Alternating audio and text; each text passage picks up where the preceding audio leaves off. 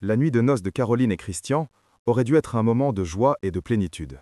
Pourtant, la tension palpable dans leur chambre conjugale disait tout le contraire.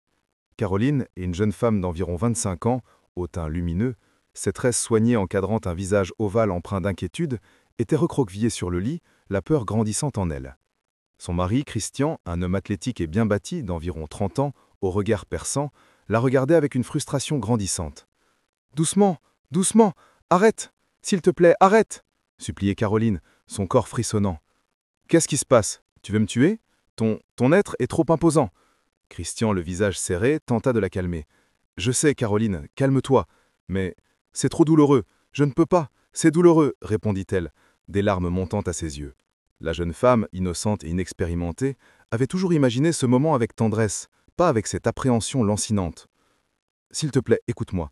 Je sais que c'est ta première fois, » expliqua Christian, tentant de rassurer son épouse. « Je souhaite doux.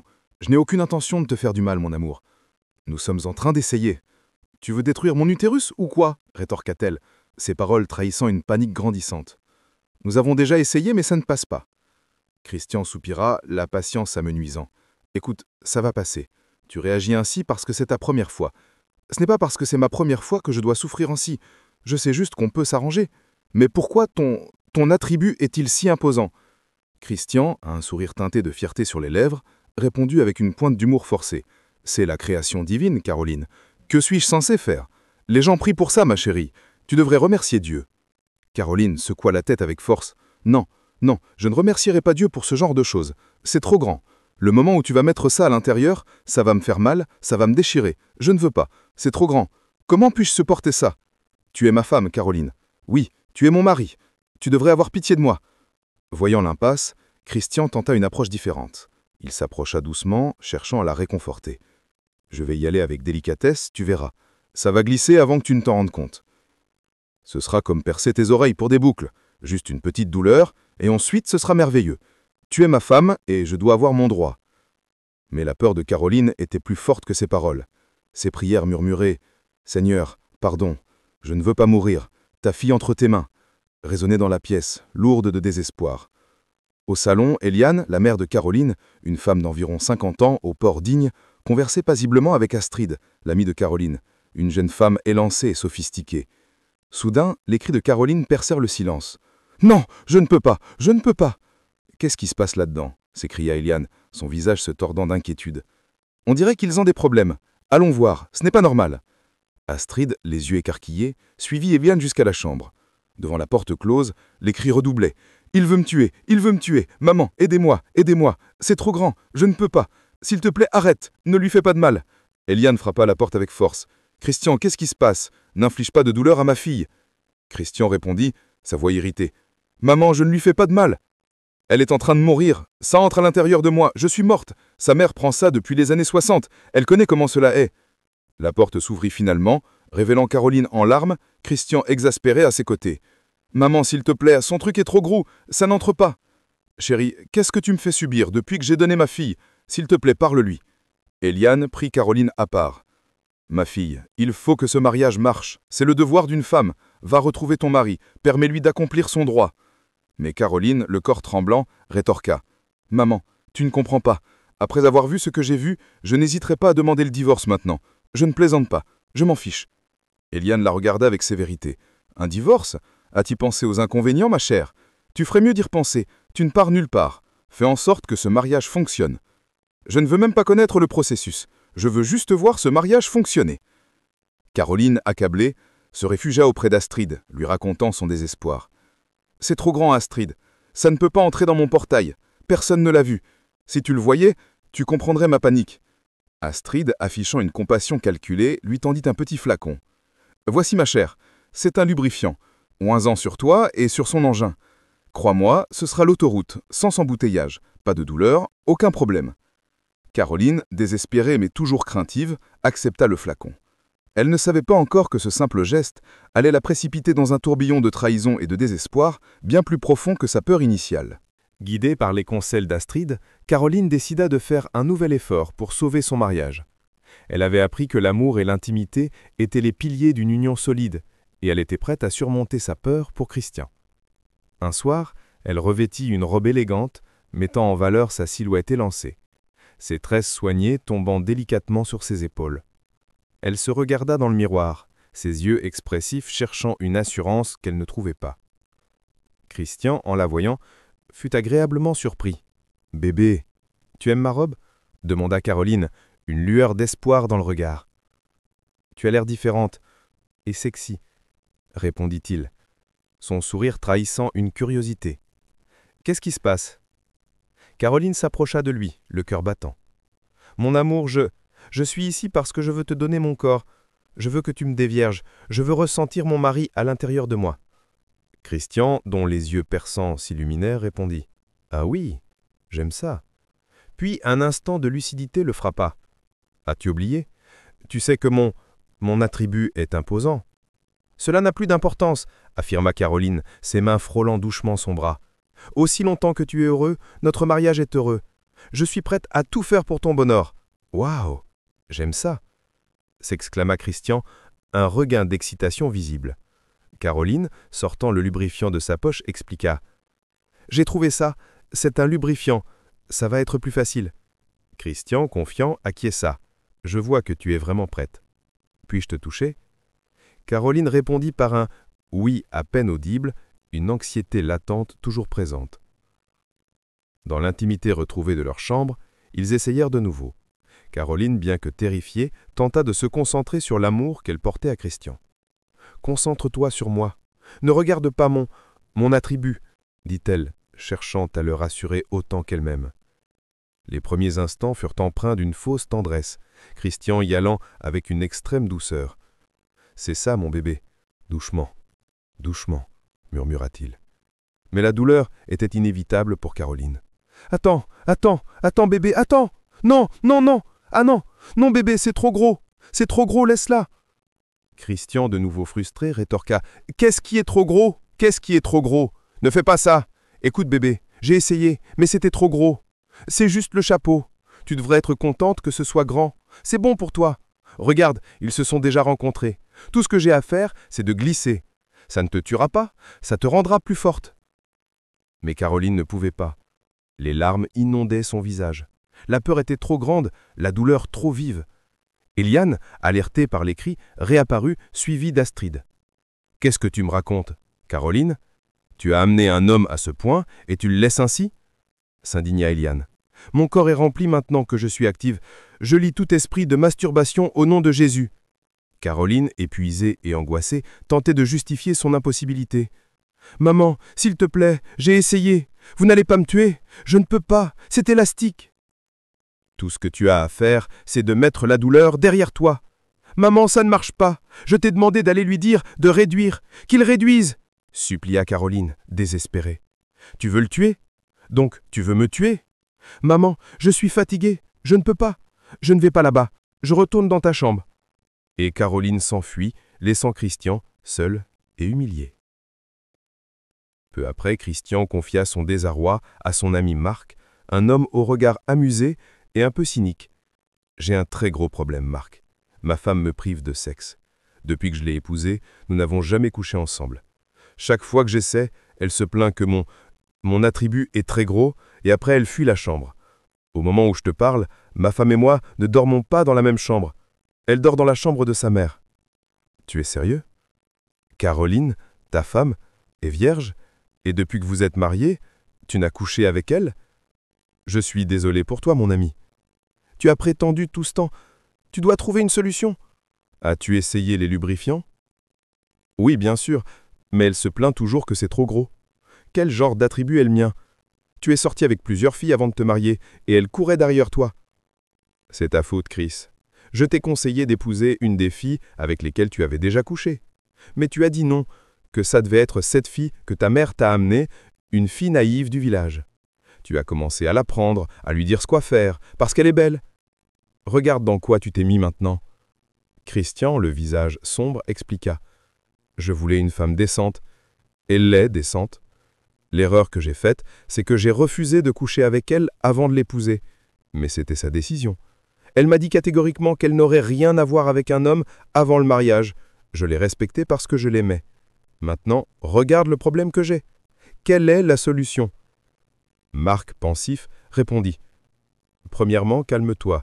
Deuxièmement, achète plusieurs lubrifiants. Davantage, achète des cadeaux, donne-lui. Un jour, ça va t'aider.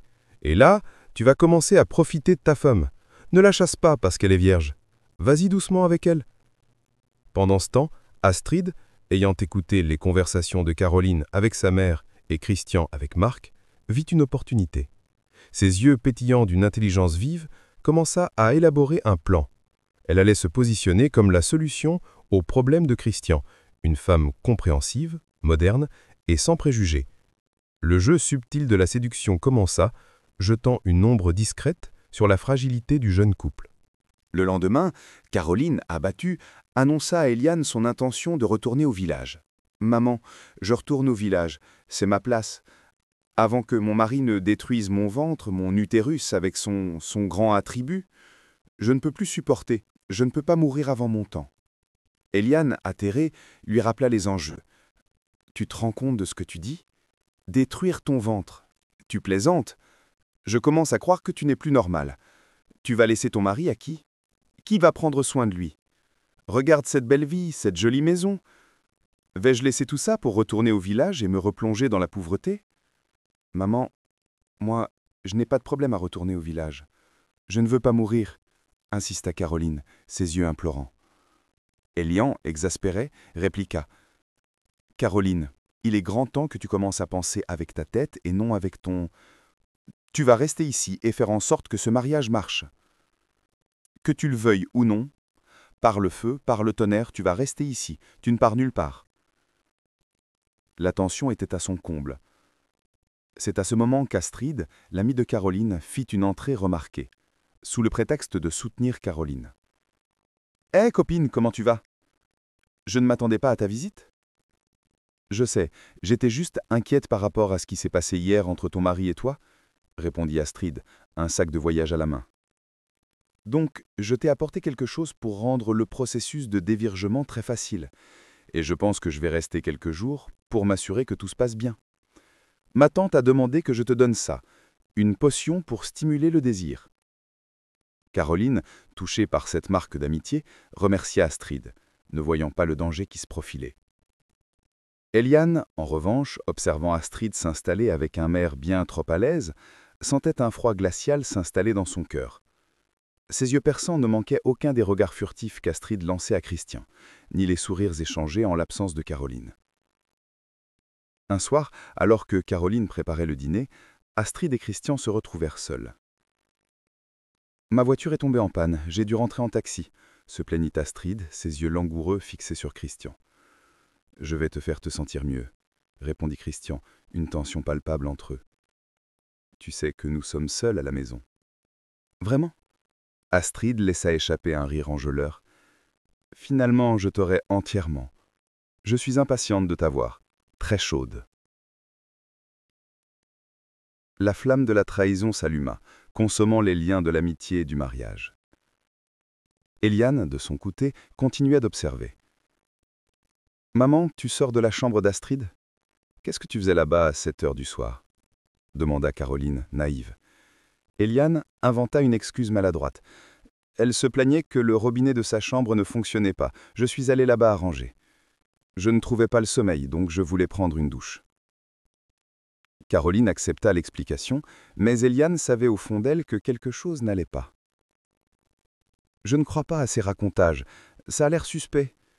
Y a-t-il quelque chose qui se passe entre eux ?» Son cœur de mère criait au danger, mais Caroline, aveuglée par sa confiance en Astrid, refusait d'écouter. « Je comprends que tu veuilles me protéger, mais laisse Astrid dans hors de ça. C'est ma meilleure amie, maman. Et tu l'as toujours appelée une bonne amie. Pourquoi est-ce que tu changes les choses maintenant ? » « Ça, c'était avant. Ça, c'était avant quand je dormais, » répondit Eliane, le ton lourd de sous-entendu. « Écoute, ta meilleure amie est sur le point de te poignarder. Elle est sur le point de te trahir si tu n'ouvres pas les yeux. » Quelques jours plus tard, la vérité éclata de la manière la plus cruelle. Astrid, affichant un sourire triomphant, annonça à Christian une nouvelle qui allait ébranler des fondations de leur foyer. « Je suis enceinte, Christian. » Christian, abasourdi, tenta de comprendre. « Tu es enceinte? c'est une bonne nouvelle. Pourquoi tu as le visage fermé? Oui, mais je ne suis pas confortable avec ta belle-mère dans les parages, pointant son nez partout. Et maintenant j'attends un bébé, ça va être pire. Si elle découvre, elle va commencer à bavarder. S'il te plaît, il y a la chambre des domestiques, je suggère que tu l'envoies là-bas pour ma paix, notre paix, et notre intimité. La trahison était consommée. Christian, déjà sous l'emprise du désir et de la paternité inattendue, se laissa manipuler. Astrid, la meilleure amie, venait de planter le poignard dans le dos de Caroline, son visage désormais éclairé par une ambition froide et calculatrice. La décision de Christian de reléguer Eliane au quartier des domestiques fut la goutte d'eau qui fait déborder le vase pour Caroline. La colère, la tristesse et un sentiment de trahison insupportable envahirent la jeune femme, brisant l'innocence qui l'avait caractérisée. « Comment peux-tu demander à maman d'aller dans la chambre des domestiques? Ce n'est pas juste !» s'écria Caroline, ses yeux brillants de larmes de rage. Mais Christian, désormais sous l'influence d'Astrid, répondit froidement « C'est ma maison, et j'ai besoin d'intimité avec ma femme. C'est tout ce que je demande. » Astrid, au ventre désormais légèrement arrondi, ajouta avec un faux air de pitié « Maman est une intruse, Christian, elle s'est mêlée de nos affaires. »« Maman n'est pas une intruse, c'est ma mère !» hurla Caroline, le cœur brisé. Eliane, digne malgré l'humiliation, fit face à Christian. « Je suis ta belle-mère, Christian. Je ne peux pas aller là-bas. Nous resterons tous ici. » Mais Christian, avec une autorité nouvelle et impitoyable, ordonna « J'ai le dernier mot dans cette maison. Maman doit partir dans la chambre des domestiques, c'est tout. » Quand Eliane refusa catégoriquement, Astrid, se montrant sous son vrai visage, accusa Eliane de l'avoir frappée, mentant et trompément. Christian, sans hésitation, chassa Eliane de la maison. « Sors de ma maison !» cria Christian à Eliane, son visage déformé par une colère froide. « Maman, maman, tu l'as écouté ?» supplia Caroline, mais Christian la coupa. « Pars, s'il te plaît, pars. Si tu me suis pas, tu sors de cette maison. Je ne blague pas. » Caroline, le cœur en miettes, comprit que tout était perdu. Sa mère, son refuge, était humiliée et chassée. Son mari, l'homme qu'elle aimait, avait choisi son ami. « Maman avait raison, c'était un sabotage, une trahison. Comment peux-tu me faire ça, Astrid? Tu es ma meilleure amie. » Christian, le regard vide de tout remords, déclara « Si ma mère ne revient pas ici, je vais partir de la maison. » La réponse de Christian fut cinglante. « Pars avec ta mère. Rappelle-toi que j'étais pas chassé. C'est ta mère que j'ai chassée. Si tu veux la suivre, ça te regarde. La seule personne dont j'ai besoin est à ma droite. » Il désigna Astrid avec un sourire satisfait. Humiliée, trahie, Caroline quitta la luxueuse demeure avec sa mère, un silence lourd de désespoir les accompagnant. Elles retournèrent au village, leur monde s'écroulant autour d'elles. La vie opulente qu'elles avaient connue était désormais un lointain souvenir. Eliane, rongée par la tristesse et la honte, perdit l'appétit, son corps s'affaiblissant chaque jour un peu plus. Pendant ce temps, à la ville, Astrid savourait sa victoire. L'amitié, quelle amitié! La vie est une jungle, soit tu manges, soit tu es mangé. Et moi aussi, je suis trop grosse pour être abalée. Je vais prendre cette maison, et tout ce qui y appartient sera mien, et cette vie sans fruit va juste dégager. Mais Astrid n'était pas satisfaite. Eliane, malgré son exil, représentait toujours une menace, une conscience. Elle rendit visite à Maître Armand, un homme d'âge mûr, au visage énigmatique et aux yeux profonds, reconnu pour ses pouvoirs mystiques. Le premier charme pour que Christian me prenne a très bien marché, Baba. Mais sa mère, c'est mon nouvel obstacle. Je ne suis plus confortable avec elle. Je la veux hors de mon chemin entièrement. Maître Armand, le visage impassible, lui tendit un petit sac en cuir rempli d'herbes séchées et d'amulettes. Cela fera son œuvre. Une mort silencieuse qui ne lèvera aucun soupçon. Mais tu dois garder les charmes hors de la portée des yeux de tout mortel, et personne ne verra son effet. De retour au village, Eliane se sentait de plus en plus mal. Une nuit, alors que Caroline dormait paisiblement, un cri perçant résonna dans la modeste case. Caroline se réveilla en sursaut. « Maman, qu'est-ce qui se passe? Maman, s'il te plaît, réveille-toi !» Mais Eliane était inerte, le regard vide, une expression de terreur figée sur son visage. Le corps de sa mère était froid. Eliane était morte, emportant avec elle la sagesse et la protection qu'elle avait toujours offerte. La mort de sa mère fut un tournant pour Caroline. La douleur immense la poussa à chercher des réponses au-delà de ce que les yeux pouvaient voir. La naïveté de la jeune femme s'était envolée, remplacée par une détermination farouche à comprendre et à venger Éliane. Elle se rendit chez Pasteur Dubois, un homme d'âge mûr, au visage doux et rassurant, réputé pour sa sagesse et sa foi. « Pasteur, je suis brisé, j'ai perdu ma mère, mon mari m'a chassé, mon ami m'a trahi, je ne comprends plus rien », confia Caroline, ses larmes coulant sur ses joues. Pasteur Dubois l'écouta attentivement, puis, ses yeux emplis de compassion, lui dit « Ton histoire est touchante, ma fille. Sais-tu que ton mari est sous l'emprise d'un charme? La seule chose que nous ferons, c'est de prier pour toi. Tout ira bien. Mais avant cela, si jamais il revient et demande pardon, pardonne-lui. Prions au nom de Jésus. » Ces paroles furent une révélation pour Caroline. Elle comprit que le comportement de Christian n'était pas entièrement de sa faute, qu'il était une victime, tout comme elle. Une nouvelle force l'envahit, celle de la foi et du pardon. Pendant ce temps, Astrid, désormais installée comme maîtresse de maison, n'avait toujours pas trouvé la paix. La présence lointaine de Caroline, malgré l'exil, la hantait. Elle retourna voir Maître Armand. « Baba, la mère est morte, et Christian va m'épouser, mais Caroline commence à être un problème, elle commence déjà à me suspecter. Je ne suis pas confortable qu'elle soit en vie. » Maître Armand, regardant Astrid avec des yeux perçants, répondit « Tu ne veux pas plus de sang sur tes mains. La mère était suffisante. Tu veux juste qu'elle devienne folle. »« Folle ! Folle ! Folle !»« Oui, folle !» s'exclama Astrid, le visage déformé par la haine. « Ta volonté sera faite. Mais rappelle-toi de ce que je te dis. Tu dois garder les chambres hors de la portée des yeux de tout mortel. Personne ne doit le voir, » avertit Maître Armand, lui tendant une autre fiole. De retour à la maison, Astrid, avide de vengeance, versa discrètement la potion dans la nourriture de Caroline. Mais Caroline, sur le chemin du retour vers la ville, avait évité la maison. La potion n'atteignit pas sa cible, et Caroline ne sombra pas dans la folie. L'esprit de Caroline, renforcé par la foi, se révéla plus fort que prévu, déjouant les maléfices d'Astrid. Maître Armand, informé de l'échec, fut surpris. Elle ne devient pas folle, son esprit est plus fort que celui de sa mère. Ce que tu dois faire maintenant, tu vas rentrer à la maison et me donner quelque chose qui lui appartient. Astrid, de plus en plus désespérée, fouilla frénétiquement les vieilles affaires de Caroline, retrouvant une petite brosse à cheveux. Elle se précipita chez Maître Armand, ignorant les signes avant-coureurs de la déchéance de Christian. Car sans la magie noire pour maintenir son emprise, Christian commençait à sombrer dans une confusion profonde. Des visions l'assaillaient, des voix le tourmentaient. « Ma femme, où est-elle? Éliane, je t'ai tuée, j'ai pris le mari de mon ami. » Christian s'écroulait, rongé par la culpabilité, le charme se dissipant lentement. Astrid, trop occupée par sa haine envers Caroline, ne remarqua pas le lent effondrement de l'homme qu'elle croyait contrôler. Le sortilège qui l'avait aveuglée et le sortilège qui avait causé la mort d'Éliane commençaient à se retourner contre elle. Christian, désormais proie à d'horribles cauchemars et à une culpabilité insoutenable, sombrait de plus en plus profondément dans la folie. Le charme d'Astrid s'était brisé, le laissant face à l'horreur de ses actes. Les visages d'Éliane et de Caroline hantaient ses nuits, leurs cris résonnant dans son esprit perturbé. Pendant ce temps, Caroline, forte de sa nouvelle foi et d'un plan mûrement réfléchi, se préparait à son retour. Elle ne venait pas chercher la vengeance, mais la justice et la libération. Accompagnée de Pasteur Dubois, elle se dirigea vers la grande maison, son cœur battant à la fois d'appréhension et d'une détermination sereine. Christian, pâle et hagard, était assis dans le salon, ses yeux embués, à peine conscient de son environnement. Astrid, son ventre désormais bien arrondi, tentait de le calmer, mais son autorité s'était évanouie. C'est à ce moment que Caroline apparut à l'entrée, un Pasteur Dubois solennel à ses côtés.